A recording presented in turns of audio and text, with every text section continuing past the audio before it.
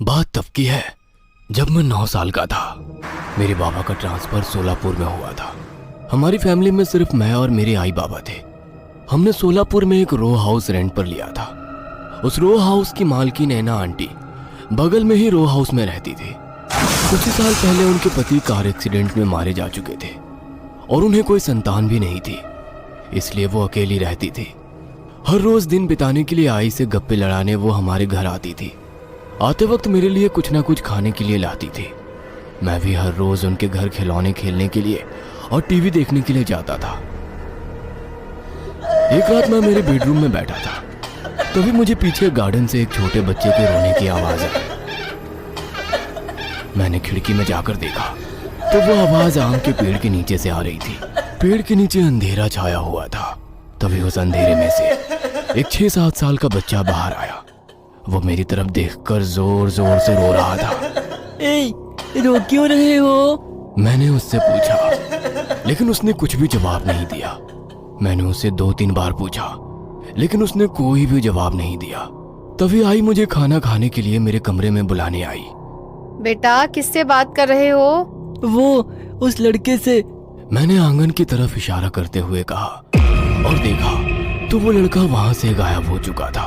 कहाँ है? उन्होंने पूछा। मैंने सोचा कि शायद वो चला गया। मैंने कहा और मैं खाना खाने चला गया। उसके 2-3 दिन बाद ठीक उसी दिन की तरह रात में मुझे आंगन से रोने की आवाज आई।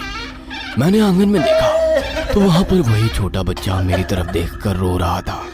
अरे क्यों रो रहे हो? मैंने उससे पूछा, लेकिन उसने आज भी कोई जवाब नहीं दिया। इसीलिए मैं भागते हुए बाहर आंगन में आ गया, लेकिन वो लड़का वहां से गायब हो चुका था। मुझे लगा कि शायद वो आम पेड़ के नीचे वाले अंधेरे में छुपा होगा, इसीलिए मैं वहां पर गया। तब मुझे एक आवाज सुनाई दी, शिवा। वो उसी छोटे बच्चे की आवाज थी। मैंने आजू बाजू देखा तो वो कहीं पर भी नहीं था, लेकिन मुझे समझ आया कि वो आवाज एक पाइप से आ रही है। एक सफेद रंग का पाइप जो जमीन से 3 फुट ऊंचा था और उसकी चौड़ाई कुछ आम पाइप से ज्यादा ही थी। मैं उस पाइप के पास गया। मैंने उसमें देखा तो उसमें अंधेरा छाया हुआ था। वह आवाज उसी पाइप से आ रही थी, इसीलिए मैंने मेरा कान पाइप से ऊपर रख दिया। तभी उसमें से एक दर्दनाक चीख निकली। मैं डर गया और उस पाइप से दूर हो गया। मैं उस पाइप की तरफ देख ही रहा था कि तभी उसमें से वही छोटा बच्चा रेंगते हुए बाहर आ गया। ये देख मैं बहुत डर गया। उसका शरीर पानी से भीगा हुआ था। तुम उस पाइप से कैसे बाहर आए और तुम वहाँ पर क्या कर रहे थे? मैंने उससे पूछा। मैं इसी पाइप में रहता हूँ, उसने जवाब दिया। क्या? और तुम्हारे आई बाबा कहाँ हैं? वो वहाँ पर रहते हैं? मैंने पूछा। वो उस घर में रहते थे, अब पता नहीं मुझे छोड़कर कहाँ चले गए। उसने मेरे घर की तरफ उंगली करते हुए कहा। तभी मेरी आई मुझे मेरे कमरे में आवाज दी। मैंने कमरे की तरफ देखा तो आई खिड़की में खड़ी थी। शिव बेटा, इतनी रात गए तुम अकेले गार्डन में क्या कर रहे हो? अकेले कहाँ आई? मैं तो इससे बातें कर रहा हूँ। ऐसा कहकर मैं मुड़ा तो वो बच्चा वहां नहीं था। आई ने मुझे कमरे में बुलाया, इसलिए मैं चला गया। मैं रात भर यही सोच रहा था कि एक छोटा बच्चा बस इतनी सी पाइप में कैसे रह सकता है। इसलिए सुबह होते ही मैंने उस पाइप में उतरने की ठान ली। सुबह होते ही मैं आंगन में उस आम के पेड़ के नीचे चला गया जहां पर मुझे रात में पाइप दिखाई दिया था। लेकिन हैरानी की बात यह थी कि वहां पर कोई भी पाइप नहीं था। रात में तो यही था, अब अचानक कहाँ चला गया? मैं मन ही मन बड़बड़ाया। उस दिन जब मैं ऐना आंटी के घर गया हुआ था तब अचानक से मुझे कल रात वाला बच्चा याद आया और मैंने वो बात ऐना आंटी को बता दी। और मैंने पूछा कि क्या सच में एक छोटा बच्चा इतनी सी पाइप में रह सकता है। मैंने जब ये बात उनको बताई तो वो चौंक गई। वो अपने कमरे में चली गई और उन्होंने एक तस्वीर लाई और मुझे दिखाई। उस तस्वीर में ऐना आंटी के साथ वही बच्चा था। क्या वो बच्चा यही था? हाँ, बिल्कुल यही था। लेकिन क्या सच में वो उसी पाइप में रहता है? मैंने उनसे पूछा। ऐना आंटी ने कुछ देर मेरी तरफ देखा और बोली, हाँ, लेकिन तुम ये बात घर पर किसी से मत कहना, वरना वो लोग तुम्हें मेरे घर कभी आने नहीं देंगे। मुझसे प्रॉमिस करो, और अगर तुमने ये प्रॉमिस तोड़ा तो मैं मर जाऊंगी। उन्होंने कहा। मैं मैं हैना आंटी को बहुत ज्यादा पसंद करता था। मैं मेरा बहुत सारा समय उन्हीं के साथ उनके घर पर बिताता था। इसीलिए मैं नहीं चाहता था कि मुझे मेरे घर वाले उनके घर जाने से रोके।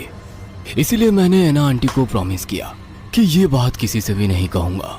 लेकिन वो बच्चा कौन है आंटी, और उस पाइप में क्यों रहता है? उनसे पूछा, तब वो बोली कि इन सवालों के जवाब वो मुझे वक्त आने पर बता देगी। एक दिन मैं हैना आंटी के घर पर बैठा हुआ था कि तभी मेरी आई मुझे बुलाने आई। शिवा, घर चल बेटा, तुम्हारी नानी आई हैं। आई ने कहा। वैसे ही मैं उठकर भागते हुए अपने घर चला गया। कहाँ गया था शिव? मालकिन के यहाँ गया था। दिन भर उन्हीं के घर बैठा हुआ होता है। वो उन्हें कोई बच्चा नहीं है ना, इसीलिए हमारे शिव को बहुत ज्यादा प्यार करती हैं वो। आई ने नानी को बताया। वैसे नानी कुछ सोच में पड़ गई और बोली, बेटी, ऐसे अपने बच्चे को किसी बांझ के घर मत भेजा करो। ऐसी औरतें दूसरों के बच्चों के खाने में कुछ भी मिलाकर खिलाती हैं और उन पर काला जादू करती हैं और उन्हें अपने बस में कर लेती हैं। उसके बाद वो बच्चे अपने माता पिता से नफरत करने लगते हैं और उस बांझ के साथ रहने लगते हैं। अरे नहीं नहीं, हैना जी ऐसी नहीं है। दूर बैठे मेरे बाबा बोले। लेकिन नानी की बात आई ने दिल पर ले ली। हाँ माँ, शिव भी अब कुछ ज्यादा ही चिल्लाने लगा है। बात बात पर मुझ पर गुस्सा हो जाता है। बेटी, क्या तुम्हें ऐश्वर्या याद है, जो हमारी गली के पीछे वाली गली में रहती थी, जो तुमसे 4 साल बड़ी थी और अब मुंबई में रहती है? हाँ, उसके पड़ोस में एक बांझ औरत रहने आई थी। उसका 12 साल का बेटा हमेशा उसके घर जाया करता था। उसने उसके बेटे पर काला जादू कर उसके बेटे को अपने वश में कर लिया। वो तो ये तक कह रहा था कि वो अब उसके माता पिता के साथ नहीं रहेगा। तब ऐश्वर्या ने उसके बेटे को तांत्रिक को दिखाया। तांत्रिक बोला, इस पर तो काला जादू हुआ है। इसको खाने में दवा मिलाकर खिलाने से आपका बच्चा उस औरत के वश में आ गया है। उसके बाद तांत्रिक ने उसका काला जादू तोड़ा और बोला, आपके बच्चे को उसके घर मत जाने देना और उसके हाथों से बनाया हुआ खाना भी मत खिलाने देना। ऐश्वर्या ने अपने बेटे को बहुत संभाल कर रखा, लेकिन एक दिन वो चुपचाप उस बांझ औरत के घर गया और उसने ना जाने उसे क्या खिलाया। जब वो घर आया तो पेट पकड़कर रोने लगा और जब तक उसे अस्पताल में भर्ती करवाते उसने दम तोड़ दिया। इसीलिए कह रही हूँ, अपने बेटे को उस बांझ औरत के घर मत भेजा कर। नानी की ये बातें मैं भी सुन रहा था। मैं वो वाकया सुनकर डर गया था। सुनो बेटा, ऐसी औरतें डायन होती हैं, डायन। तुम उसके घर मत जाया करो, वरना तुमको भी खाने में कुछ खिला के वो तुम्हें मार डालेगी। नहीं, हैना आंटी ऐसी नहीं है। तुम्हें क्या पता, जब से तुम उसके घर जा रहे हो तुम अपने आई बाबा को पलटकर जवाब दे रहे हो ना। और उस औरत के घर कोई बच्चा भी नहीं है, फिर उसके यहाँ खिलौने क्यों हैं? वो खिलौने तुम्हें अपने वश में करने के लिए उसने लिए हैं और इसीलिए वो तुम्हें रोज अच्छा खाना बना बना कर खिलाती है, ताकि तुम्हें लगे कि वो तुम्हारे आई बाबा से ज्यादा तुमसे प्यार करती है। ये सुनकर तो मुझे लगने लगा कि हैना आंटी डायन है। सुन बेटा, उसके घर मत जाया कर, वरना मर जाएगा। नानी ने कहा। उस दिन के बाद मैंने हैना आंटी के घर जाना छोड़ दिया। हैना आंटी हमारे घर मेरे लिए खाना लाती, लेकिन आई उसे डस्टबिन में फेंक देती। हर रात मैं रोज की तरह अपने कमरे में बैठा हुआ था कि तभी मुझे फिर से उस छोटे बच्चे के रोने की आवाज आई। मैं खिड़की में गया तो वो चिल्लाने लगा, बचाओ, मुझे बचाओ, इस पाइप में मेरा दम घुट रहा है, मुझे बचाओ। मैंने उस पाइप के अंदर देखा तो तभी उसमें से 2 खून से सने हाथ बाहर आए। वो मुझे पाइप के अंदर खींच रहे थे। तभी उसने अपना चेहरा भी बाहर निकाला। वो वही बच्चा था। उसके सर के बीच से 2 टुकड़े हो गए थे और सर से खून बह रहा था। कई सालों से मैं यहाँ अकेला हूँ, मेरे साथ अंदर चल, मैं बहुत अकेला हूँ। वो छोटा लड़का चिल्लाया। मैंने जैसे तैसे मेरा गला उसके हाथ से छुड़ाया और भागते हुए अपने कमरे में गया। मैंने मेरे कमरे के दरवाजे खिड़की बंद कर दिए और बेड के नीचे सो गया। मुझे समझ आया था कि वो कोई आत्मा या भूत है, लेकिन मुझे हैरानी इस बात की हो रही थी कि ये मैं पहले क्यों नहीं सोच पाया। दिल चाहता था कि अभी जाऊं और आई बाबा से कह दूं कि उस पाइप में भूत है, लेकिन मैंने ऐना आंटी से प्रॉमिस किया था कि ये बात किसी से नहीं कहूंगा, क्योंकि मुझे डर था कि अगर मैंने प्रॉमिस तोड़ा तो ऐना आंटी मर जाएंगी।